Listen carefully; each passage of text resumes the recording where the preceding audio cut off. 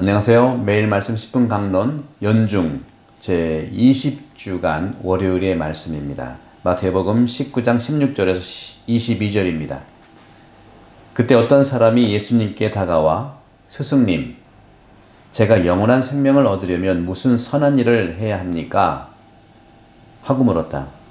그러자 예수님께서 말씀하셨다. 어찌하여 나에게 선한 일을 묻느냐? 선하신 분은 한 분뿐이시다. 내가 생명에 들어가려면 계명을 지켜라. 그가 어떤 것들입니까? 하고 또 묻자 예수님께서 이르셨다. 살인해서는 안 된다. 간음해서는 안 된다. 도둑질해서는 안 된다. 거짓 증언을 해서는 안 된다. 아버지와 어머니를 공경하여라. 그리고 내 이웃을 너 자신처럼 사랑해야 한다는 것이다. 그 젊은이가 그런 것들은 제가 다 지켜왔습니다. 아직도 무엇이 부족합니까? 하고 다시 묻자 예수님께서 그에게 이르셨다. 내가 완전한 사람이 되려거든 가서 너의 재산을 팔아 가난한 이들에게 주어라. 그러면 내가 하늘에서 보물을 차지하게 될 것이다. 그리고 와서 나를 따라라. 그러나 그 젊은이는 이 말씀을 듣고 슬퍼하며 떠나갔다. 그가 많은 재물을 가지고 있었기 때문이다. 주님의 말씀입니다. 그리스도님 찬미합니다. 네, 오늘 10계명과 완전한 사람이라고 말씀드릴 수 있겠어요. 10계명과 완전함. 모든 사람들은요 완전하기를 바라죠. 그런데 이 완전하다 하고 말하는 이 언어, 영어로는 perfect이잖아요. perfect. 예. 그런 점에 라틴 말로는 perfectus. 이 perfect이라고 하는 영어 단어, 라틴 말로 분석을 하면 PER은 누구누구를 위해서 fact. 예. 그러니까 어떤 목적을 향해 가는 것이고 또 어떤 완성을 향해 가는 것을 완전함이라고 합니다. for. 누구누구를 위한 것도 있고 누구누구를 향한 것도 있고 그러한 목적과 완전함을 향해 가는 것을 움직임을 얘기하는 것이죠. 하지만 일반적으로 그렇기 때문에 완전함은 완성했다는 뜻이지만 또 완성하지 못한 것, 뭐 불완전이라고 할까요? 이런 것들은 미완성의 의미도 있습니다. 아직 마치지 못한 것. 그럼에도 불구하고 몇몇의 이러한 그 사건들에서는 못 마치더라도 완전한 의미로서의 그 유명한 부분이 있죠. 배트맨의 미완성 교환곡이라는 말이 있지 않습니까? 미완성이지만 지금 굉장히 유명하지 않습니까?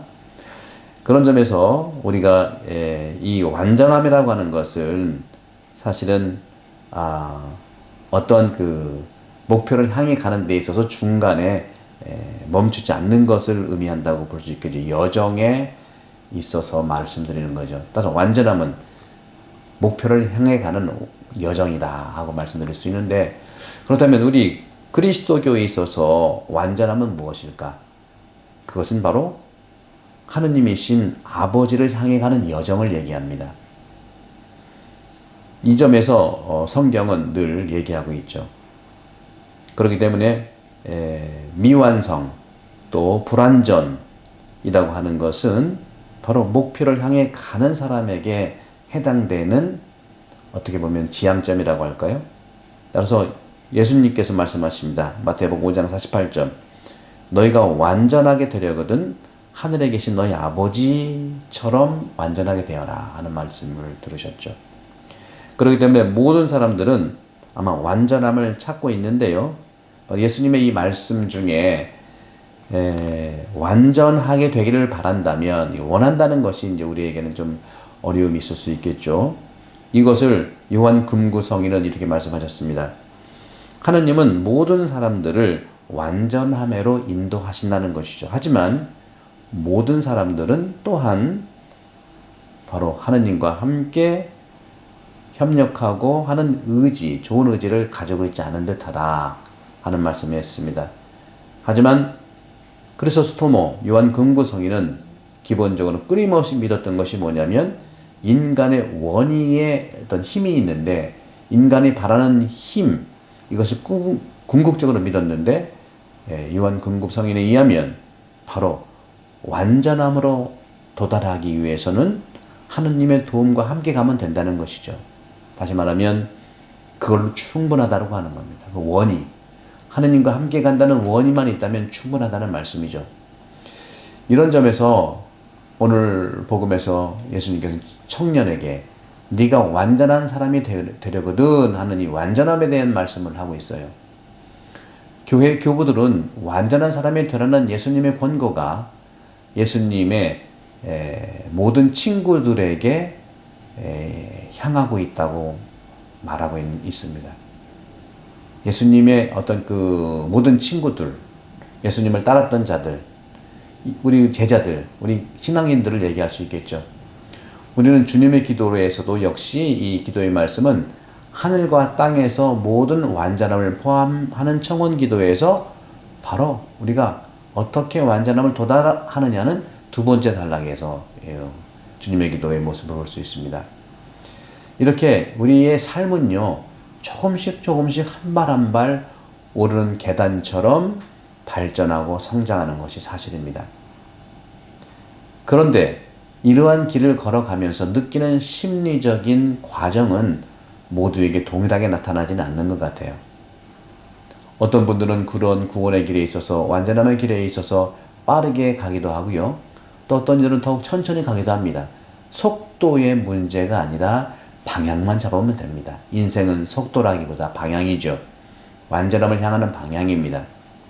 바실레오 성인께서는요, 그리스도인들이 걸어가는 삶의 과정과 태도에 의해서 어떤 미지근한 방법을 찾지 말고 확실하게 가라, 이런 안내를 했습니다. 그래서인지 하나님께로 가려고 하는 사람은요, 온전한 회개의 삶을 사는 존재가 되어야 한다고 안내합니다. 다시 말하면 인간은 그리스도와 일치하여 살기를 바란다는 것으로 이해되는 것인데, 그래서인지 모든 복음 말씀은 우리의 삶의 규범이 되어야 한다고 안내하고 있습니다. 하지만 바실레오 성인의 친구인 나지안소의 그레고리오 성인은 바실레오 성인과 약간 달리 그렇게 근본적으로 보이지는 않고 바로 삶의 여정으로 보면서 영적인 성장 안에서도 우리는 첫 번째 영적 성장 안에서도 성덕 생활, 다시 말하면 신비 생활의 실천을 강조했습니다. 다시 뭐냐? 기도하는 것입니다. 주님과 일치하는 깊은 기도 생활 그 자체가 완전함으로 향해 간다는 것이죠. 그렇기 때문에 더욱 나아지려는 지속적인 완전함의 힘은 기도를 통해서 다른 사람을 사랑하는 것이라고 말합니다. 오늘 복음에서 주님께서는 그 청년에게 네가 완전한 사람이 되려거든 가서 너의 재산을 가난한 이들에게 주어라 하고 말씀하십니다. 이 완전함이라고 하는 것은 일치의 목적이지만 그 여정에 참으로 도달하기 위해서는 그 길이 짧을 수도 있고 길 수도 있습니다. 우리 그리스도교 역사에서 보게 되면 오늘 이 말씀으로 많은 사람들이 이 삶을 살아갔습니다. 안토니오 성인은 수도 생활의 아버지인데 바로 바꼬미오와 안토니오의 대별되는 중요한 수도 생활의 초기 이집트에서 생활했던 분이죠. 이 안토니오 성인도 이 규절을 가지고 재산을 내놓고 온전히 수도 생활을 해 나갔습니다. 아우구스티누스 성인도 마찬가지예요. 안토니오 성인의 이러한 말씀을 살았던 이거의 힘을 얻어서 바로 아우구스티누스 성인도 안토니오 성인의 이러한 자기 재산을 다 내어주고 정말 완전한 사람이 되려고 수도 생활을 시작했거든요. 또 우리나라의 박해시대 때 유금명이라고 하는 이 사람도 이 규절을 통해서 그런 삶을 살면서 노비를 다 해방시켜줬습니다. 프란치스코 성인도 마찬가지죠. 자기 재산을 나눠주고 완전한 사람으로 살아가지 않았습니까? 이처럼 근본적으로 우리가 살아가는 이 관점에서 정말 오늘 주님께서 이 청년에게 이런 말씀을 하시죠.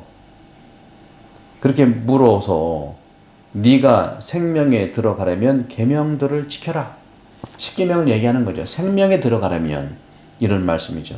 이 계명과 이런 예수님께서 말씀하신 충고, 이 사이에는 어떤 간격들이 있지만 근본적으로는 영성생활에 기본적인 어떤 그 리듬들이 있다는 것을 우리가 파악해야 되겠죠. 이 계명이라고 하는 것은 아주 작은 어떤 요청이라고 볼 수 있지만 바로 이 계명들이 큰 가치를 신비생활과 신앙생활로, 기도생활로 인도한다는 것이죠. 완전함을 향해 간다는 것의 가장 기초가 이 계명을 살아가는 것이죠. 생명 안으로 들어간다는 것, 이 부분이 굉장히 중요해요. 생명 안으로 들어가려면 계명을 지켜라는 거죠. 계명을 위한 계명이 아니죠. 그런 점에서도 예수님께서 말씀하신 이러한 충고들은 완전함을 얻기 위한 도움입니다. 어떤 그리스도인도 이런 계명을 지키기 싫어하지는 않습니다. 하지만 실제로 보게 되면 포기한다는 것은 쉽지 않죠. 매일매일의 일상생활에서 내 삶을 포기해야 되거든요. 오늘 주님께서 말씀하신 살인해서는 안 된다, 가늠해서 안 된다, 도둑질, 거짓 증언, 부모 공경, 이웃을 너 자신을 사랑하는 이런 모든 것들이 완전함을 향해 가는 길인데 거기에 중요하게 주님께서는 말씀하시죠. 이러한 재산에 대한 것, 너의 재산을 가난한 이들에게 주어라. 이것이 완전함의 목표인 것 같아요. 그렇기 때문에 사랑으로 나의 과잉된 나머지 재산을 포기한다는 것은 근본적으로 우리에게 있어서 영성 여정의 기초에 놓이게 되는 것입니다. 그렇기 때문에 이러한 것들을 위해서 모든 우리 그리스도인들은 마음의 정화를 요청하고 기도하는 것입니다. 하지만 모든 사람들이 이러한 하느님과 함께 근본적인 관계를 위한 근본적인 마음의 정화를 찾는 것으로만이 이러한 우리는 정결의 삶, 마음의 순수함을 살 수 있는 것이죠. 그러므로 분명히 주님께서는 말씀하십니다. 요한복음 5장 19절에도 그런 말씀하시죠. 아버지께서 하시는 일을 내가 할 뿐이다. 내 스스로 하는 것이 아닌 것이죠. 그런 점에서 이 기초 위에는 바로 당신의 뜻대로 하소서라고 하는 순종의 의미가 있는 것입니다. 그리스도인들의 모든 덕의 가장 중요한 기초가 순명입니다. 이러한 종교적 순명이라고 하는 것은 근본 어떤 것들을 나눠주느냐? 바로 영성 지도자에게 신뢰를 하는 것이고, 수도원 같으면 장상에게 신뢰하는 것이고, 사자들 같은 경우에는 주교님께 신뢰하는 것이고, 본당 안에서는 사목자들에게 신뢰한다는 것이 굉장히 중요합니다. 그런 점은 왜냐하면 하느님의 뜻이라고 하는 것을 우리가 알아차릴 수 있는 것은 바로 여러 가지 일상생활에서 알아차릴 수 있는데, 바로 그것은 바로 규율과 충고, 오늘 주님께서 말씀하셨죠. 네가 생명에 들어가려면 계명을 지켜라. 그렇기 때문에 이 계명과 이러한 충고는요, 같은 목적을 가지고 있는 것으로서 완전함을 향해서 우리에게 안내해 주는 것이죠. 사랑하는 형제자매 여러분, 재산, 여러분 누구를 위해서 재산을 모읍니까? 재산이라고 하는 것은 자녀에게 줘야 됩니까? 자녀에게 주는 것도 올바른 일이지만 그것이 독이 될 수 있다는 것은 역사에서 알고 수 있어요. 단 것이 충치를 만들듯이 바로 우리 자녀에게 어떤 재산을 물려주는 것은 자녀들의 보호를, 내가 없을 때, 부모가 없을 때 이 재산이 자녀를 보호할 수 있다고 믿지만 실제로는 그럴 가능성은 희박합니다. 불로소득으로 부모가 남겨준 10억의 재산이 있다고 봅시다. 1년 기껏 일해야 5천만 원, 1억일 텐데 그 10억의 재산은 노력 없이 받았는데 1년 열심히 일해가지고 5천만 원, 1억을 받을 수 있는 힘이 생기겠습니까? 바로 그러면 어떻게 할까요? 내가 재산이 없을 때 줄 수가 없잖아요. 그렇기 때문에 우리는 내 재산을, 잉여 재산을 나눠야 된다는 것이죠. 이것이 오병이의 기적이기도 하고 우리 그리스도인들의 삶이기도 합니다. 그런 점들을 우리가 주님의 이런 은총 속에서 완전함을 향해 가는 내 재산에 가난한 이들에게 나눠주는 까리타스, 이것이 완전하게 된다는 말씀으로 주님께서는 우리를 초대하십니다. 성부와 성자와 성령께서는 우리 모두에게 강복하소서. 아멘.